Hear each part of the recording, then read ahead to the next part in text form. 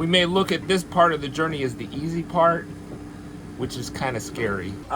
We're gonna break up the passage probably at least in 2 parts, but maybe 3 or 4 parts. We'll see how it goes. First is the Machenbar Island. We plan to leave tomorrow morning at low tide, at slack water, a little before slack water, a little before dawn, and hopefully get to Machenbar Island in 3 days. Just me. Couldn't recruit any crew members. There's not really anybody within Australia that was interested in this trip at all.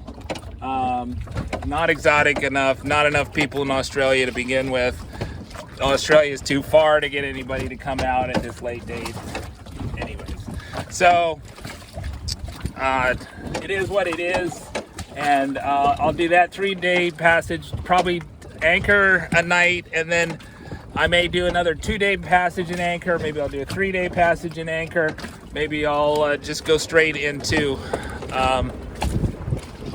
Darwin. You know, Darwin is just a one-way. You know, there's no alternative to going to Darwin at this point because the trades are too strong to go back to the way you came, right? It's also about the same distance, but the trades are too strong to go back the way you came. There's no other city that could take a boat that even has a marina, and there's barely any cities between here and Darwin. So it's Darwin or bust basically, and so we're gonna go for bust.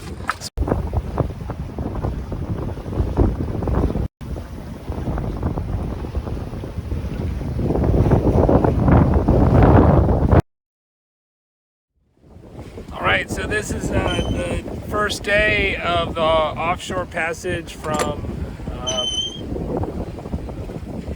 Horn Island to all the way to Darwin, although we may have some stops in between.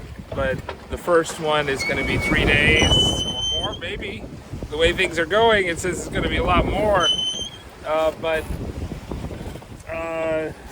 it's been kind of slow. It looked like we were sailing pretty well around Thursday Island and all that stuff, and then the winds kind of died down after we left the Torres Strait Islands. We were still kind of in the Torres Strait zone. We got buzzed by the Australian Border Force like 5 miles from the last island. They just came by, and then to say hello, and then the winds kind of died down, and I was just turned off the motor. We're making about 3 to 4 knots right now under sail. I'll probably raise the main, see if that'll help a little bit from the third reef. But we got the full Genoa pulled out, and we got the full staysail, and maybe a little bit more main will help. I believe the forecast is that we're going to get some orange winds that are over 20 knots. And so, you know, once those winds fill in, we're going to want to reef down all this stuff really quickly. So it's just unusual. It's kind of a green day for so far, most of it. And I suspect the night's going to be different. All right, so we are on day 2 of the offshore passage. This is actually the longest I have done a solo passage on my own. I've done several like 20-hour passages, but never 24, and we're into, 30 hours. I feel pretty rested. My strategy was to start napping at darkness, get an early dinner, get an early shower, take 20 to 30 minute naps, and I feel pretty rested. I napped all the way till like an hour after dawn, and I took a nap in the afternoon, but that was about it. I felt pretty fresh all day today. Didn't like feel sleepy or want to close my eyes or anything. So just the typical, you know, a lot of times on passages there's like you're looking for things to do, you know. So I typically on passages I like focus on hygiene and cooking and, you know, keeping the dishes clean and reading the guides so I understand them really well for when we go into port. Last night I saw 3 ships. 2 may have been fishing vessels, I have no idea, I didn't get close enough to them. And one was a Russian oil tanker, which was going to run me down, but I did, even though I was the stand-on vessel, I did divert course because they were going to run me down. And I called them, and they're like, tough! So I think they were headed north of Machenbar Point, but I think the other ones have been kind of like to the south of me. I saw a fishing vessel just a couple hours ago. It seemed like it was just trawling or something, and it was heading south, but just really just looking for the fish. And it's been like a 20 knot day. I don't think it's been mostly 25 today. It was over 25 overnight, and I had to reef down. I get rid of, you can hear the Genoa flapping in the background. I had to get rid of the total of the Genoa, which is pulled out, right? So I had to get rid of the Genoa, and then we sailed a bit better, but it was splashy and pretty awful last night, but I slept through most of it. So I was up for the Russian tanker and stuff. It's been raining on and off, it's like hard to go through an hour without a little bit of rain. We've had you get 5 minutes of rain and then half hour of sunshine and then 5 minutes of rain, that type of thing. They're not usually very long, and you can just sit them out. It's mostly my strategy. I think the boat's holding up pretty well. Seems like nothing's really gone wrong so far.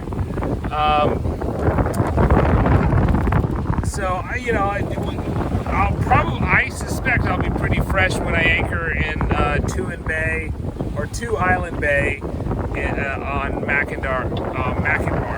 I'll either go to Two Island or Trafalgar. I think Two Island Bay on Machenbar. That's the northernmost island on the coast there, and that's the point that we're getting around. It's actually south of where we were in the Torres Strait, so we're aiming a little bit south. We're aiming 260 degrees magnetic, something like that.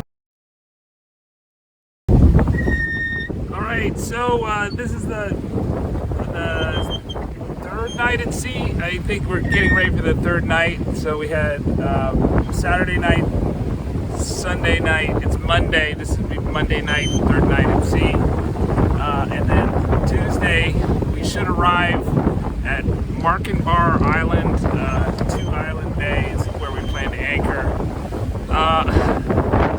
Today's been very big seas, very big as I've ever seen. I'd say 9 foot, but maybe more. Contango's been doing okay, but it's created a few issues for kind of a couple systems. So I normally keep the galley window open for ventilation, but we've had several waves that would have boarded, and the first one that splashed in got me really good. And the shirt that I just had washed in the morning as I was making my morning coffee, and messed up my coffee. That also seemed to have done something to the solenoid switch, and so I wasn't able to make any more hot coffee after that, right? Yeah, I don't know what's going on with the solenoid, but I looked at it a little, but it doesn't seem like it's working at the moment. So I can't get any propane to the stove. I guess I could use a magma grill in the back here, but that's about it. But in terms of heating stuff, doesn't seem like we're going to do that. So the other issue is the generator, right? Because of the big waves that we're getting, the generator, when we get hit by one of those like rogue waves, every 10 minutes or every half hour or whatever, the generator cuts out because I think it's too far from level to run, and it kind of stalls the system. And so that created some charging issues. I've found some spots during the day where I can charge. We are getting solar panel charge, but it's so little it's pathetic. So there's, oh, yeah! See, there was one breaking wave right on the bow, or on the port side. So yeah, we've got beam on, and we've been beam reaching, so it's beam on seas more or less. And they're pretty big, and every once in a while they're going to break right on the port side, the windward side. Last night was pretty good, except for I think all the wind. I didn't see any boats last night. I also didn't see the moon. It may have been a new moon. I thought we were done with the moon, but maybe it was a new moon. It was dark. Didn't see any ships on the horizon, so it was got good sleep. But also it was it built up these waves, and it looks like we have this kind of endless run of squalls coming up. I've got a token amount of Genoa up right now. I furled in the Genoa last night and had not put it up until just now, but I saw a tanker here about 4 p.m. going the other direction towards the Torres Strait, and did a 10 degrees off course maneuver to avoid collision, and we were going less than 2 knots to go up the waves, but I kind of think we're going to get plenty of wind, as you just kind of hear it now, because of what the sky looks like in front of us. And there was like once during the day some blue sky, and I was like, oh. So it's just really yuck kind of weather. It's been raining too, right? So there have been rain showers. We've had a couple squalls where the rain was horizontal, right? We've been flying just the triple reef main and the staysail the whole day, which is, it's good enough to get us there on time. I think the last day's run was 1:14, and then it was 1:09 the day before, and it was only like 332 nautical miles to our anchorage. So it kind of works out perfectly that we should get in the anchorage in the afternoon, I would guess, unless we gallop during the night, and then maybe we'll get there in the morning. And we'll spend the night there, and then keep on going. I'm not sure where we're going to. I think maybe not Alicaro Bay, maybe one of those bays right before Alicaro Bay. Maybe we could do that would be within reach if we have kind of a relatively early start, and then go forward. I think at Alicaro Bay we're going to get there at night before dawn. That would be my guess, but I could be wrong. Maybe not. I mean, I think if we have a daylight departure, I think we're probably going to average 4.5 knots on 5. Just because, we definitely could average it if I was changing the sails all the time. But to try not to get overpowered, we'll probably lope along at 4.5. And sometimes we'll be going 6, and sometimes we'll be just going closer to 4. All right, so you can see I'm in the cabin now. I'm in anchorage here at Machenbar Island. So I got here yesterday, and that went okay. I motored in like the last 2 or 3 hours, including where the swells were kind of high. I was a bit worried because I just listened to an audiobook where they got water in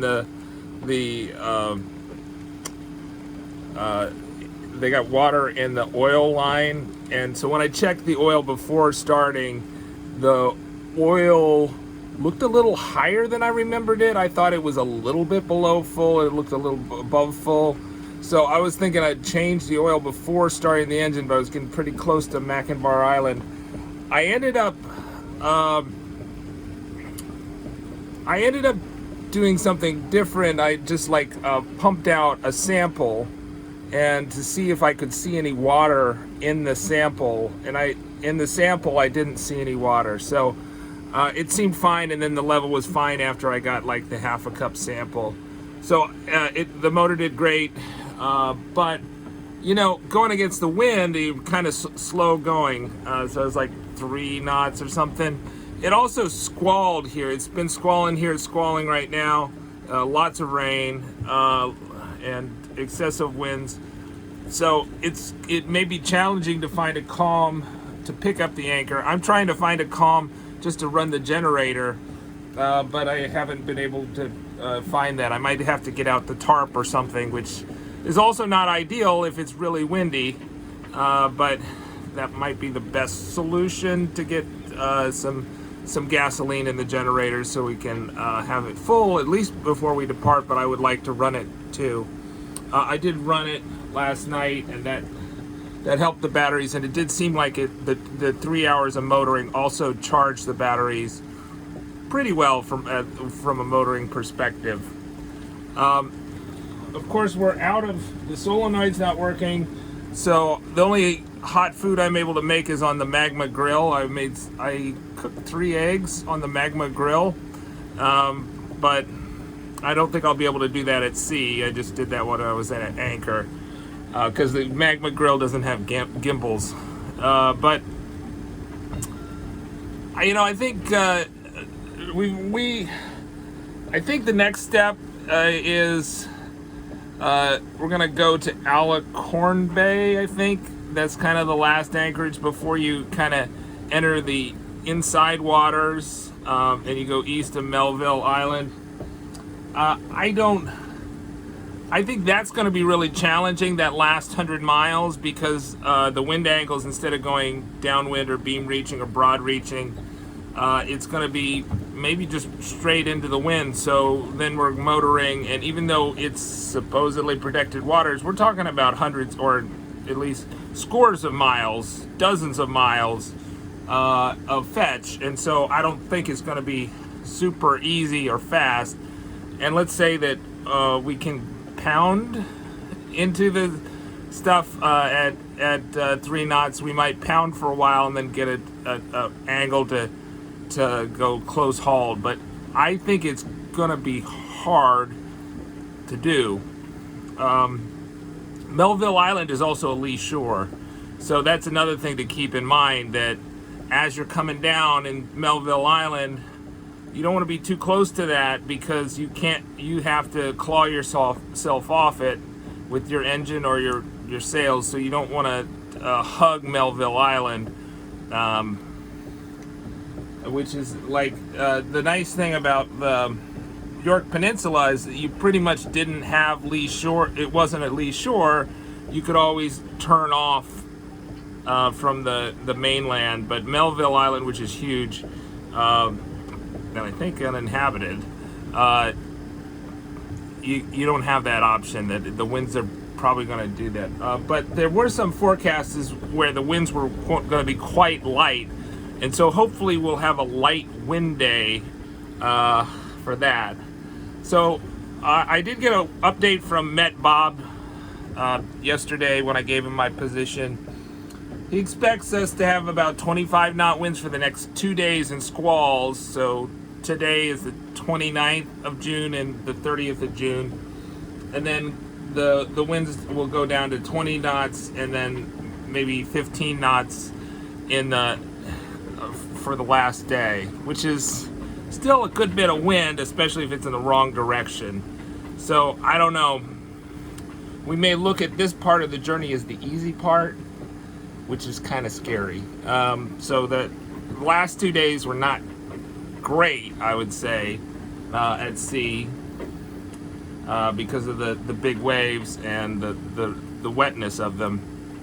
But that last day getting to Darwin, even though we're still moving west, we're moving southwest because of the coastline and because of the islands, or the kind of jutting out of the coastline, and the winds are coming from the southeast, at the best east. If we had east winds, that would be wonderful. I don't know that we're going to get them, and so we'll just see how it goes. All right, subscribe. Oh, and much to my surprise, there was a dive boat here in Two Island Bay on Machenbar Island. And this is really like the halfway point between Horn Island and Melville. It's a little less than the halfway point, but pretty close to the halfway point. So we've got 4 more days to go, probably, without spending an overnight to anchor, which I probably will because of the difficulty I expect for the final 100 miles.